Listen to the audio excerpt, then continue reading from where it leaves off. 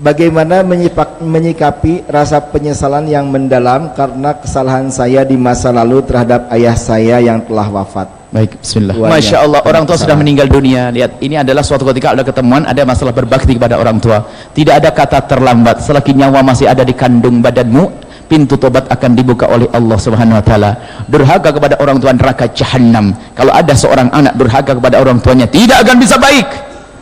Dan Allah akan hukum di dunia sebelum di akhirat. Ada orang menjalani pernikahan dengan melanggar orang tuanya. Ngapapun melanggar orang tua, lihat akan dihukum oleh Allah di dunia sebelum di akhirat. Tidak akan bahagia. Biarpun katanya seorang perempuan dinikahi oleh seorang laki-laki yang berjaya, kaya raya, ketika dia akan tersiksa. Seorang laki-laki yang durhaka kepada orang tuanya, dia pengusaha yang hebat, akan runtuh. Kalau nggak runtuh-runtuh akan dikirim istri yang jahat. Kalau istrinya masih baik dan dia usahanya jalan, akan dikirim anak yang lebih jahat dari dia. Pokoknya orang durhaka kepada orang tua harus dihukum oleh Allah di dunia sebelum di akhirat. Sekarang ada anak yang menyesal, saya dulu terlanjur durhaka kepada ibu bapak saya ngaji baru sekarang, baru dengar, saya tobat. Bagaimana cara berbakti kepada orang tua saya yang telah meninggal dunia? Tidak ada kata terlambat, yang penting ada penyesalan di hati anda. Yang pertama, tidak susah dan pastikan anda bisa. Yang pertama, jangan anda tinggalkan beliau setiap anda berdoa. Jadi kalau anda berdoa, pasti beliau anda bawa. Kalau anda lupa sekali saja, menunjukkan tidak sambung hati. Nggak ada nyesel, katanya nyesel, saya nyesel ibu saya telah terlanjur meninggal dunia. Pertama apa? Kalau anda berdoa, bawa orang tua. Dan doa untuk orang tua sangat sederhana, yaitu ampuni beliau dan beri kasih sayang. Allahumfirlahu warhamhu, Allahumfirlaha warhamba. Bahasa Indonesia, ya Allah ampuni orang tuaku dan berikan kasih sayang. Kalau anda lupa sekali saja, anda harus banyak istighfar. Kadang ada orang doanya Masya Allah, semoga rezekinya banyak, perusahaannya lancar, karyawannya baik-baik, anaknya soleh-soleh, ibunya ditinggal. Innalillah. Awas, hati-hati, hati-hati semuanya. Yang banyak berdoa kok bapak ibunya nggak dibawa, tanda nggak sambung hati. Tidak ada berkah dalam hidupmu wahai anak. Tidak akan berkah dalam hidupmu wahai anak, baik ibumu yang masih hidup atau yang sudah meninggal. Baik, bawa dalam doamu khusus meninggal. Yang kedua, ini orang yang tobat bener ya. Kalau orang nggak tobat bohongan, tobatnya tobat palsu. Orang tobat bener nyesel, baik nyesel. Seandainya ibumu bapakmu hidup lagi gimana? Kalau kamu punya gaji 1 juta, kamu tobat nyesel, dulu pernah mukul ibu, pernah kasar sama ibu, kemudian bapak ibu hidup lagi, kamu kasih berapa dari gaji 1 juta? 100.000 boleh? Boleh? Bener tobat loh ya? Boleh? 200? Baik, anggap, tapi bapakmu nggak hidup lagi, bapakmu tidak hidup lagi, ibu hidup, tapi maka dari itu potong dari gajimu karena Allah untuk orang tuamu, berikan ke pesantren, madrasah, pondok, masjid. Pastikan, motong aja ragu-ragu, nggak nyambung, katanya tobat, bohong. Kalau tobat akan nyesal bener. Potong rizkimu, pastikan. Setiap saya punya proyek, ini saya punya proyek 1 miliar. Ibuku, aduh, tidak pernah merasakan nikmat. Yang nyolahkan aku adalah ibu. Saya tidak sempat bakti pada ibu. Separuh dari 1 miliar buat ibuku sama abahku, buat pesantren, buat masjid. Katanya membangun masjid. Mana? Betul, membangun masjid. Lumayan. Membangun masjid. Kita juga ada program pondok pesantren Al-Bahjah. Banyak, kalau banyakkan duit, ada program nanti untuk orang tua deh. Niati, ya saya punya penghasilan 1 tahun ini 4 miliar, 2 miliar untuk bangun masjid, 1 miliar untuk Al-Bahjah, 1 miliar untuk orang tua. Masih mau pelit dengan orang tua? Pelit? Ragu, mau pelit enggak? Yakin?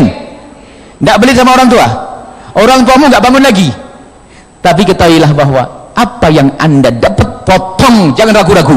Kalau anda punya bakti pada orang tua, ya, tapi yang dipikirkan adalah biasanya lain, anaknya, istrinya, suaminya, tokonya mau digedein lagi, belum sempat berbuat baik, mati. Mau apa? Ayo.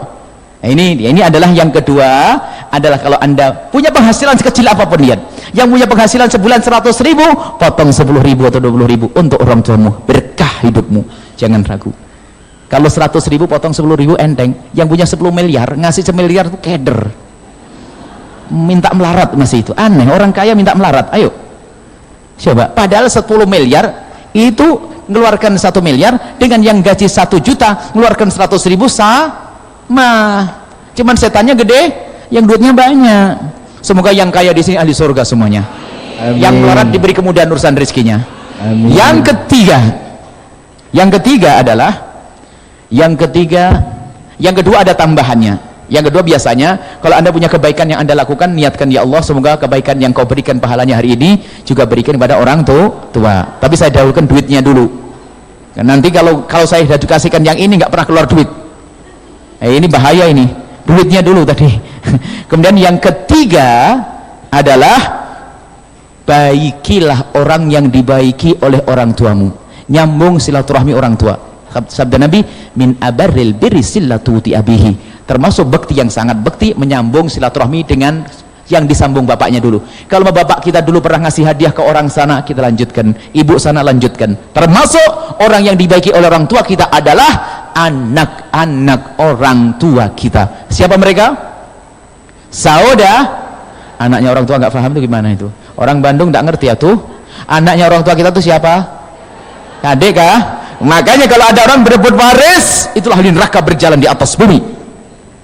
Kalau ada orang berebut waris saudaranya, lihat, biarpun katanya umroh setiap bulan, haji setiap tahun, dia adalah ke neraka lewat Mekah.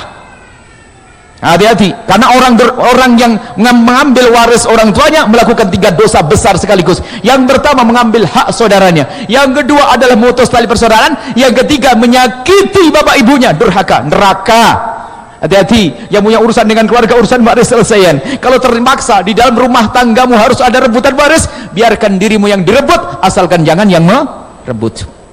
Na'udzubillah, ini neraka gede. Cuman hati-hati, setan gede. Biasanya yang paling jahat berebut waris ada yang paling soleh katanya, yang paling alim, yang paling ngaji, yang paling setannya gede. Jadi yang gede urusan waris bukan hartanya, tapi yang gede adalah setannya. Bukan saja orang kaya yang berebut waris, orang melarat rebutan tikar sama jam mati, sama meja sudah kakinya patah, rebutan itu. Karena yang gede adalah setannya. Bahkan yang rebutan waris bukan saja orang bodoh, seorang kiai punya anak ustadz muda rebutan kantin pondok, karena yang gede adalah setannya. Hati-hati, semoga Allah mengampuni kita semuanya.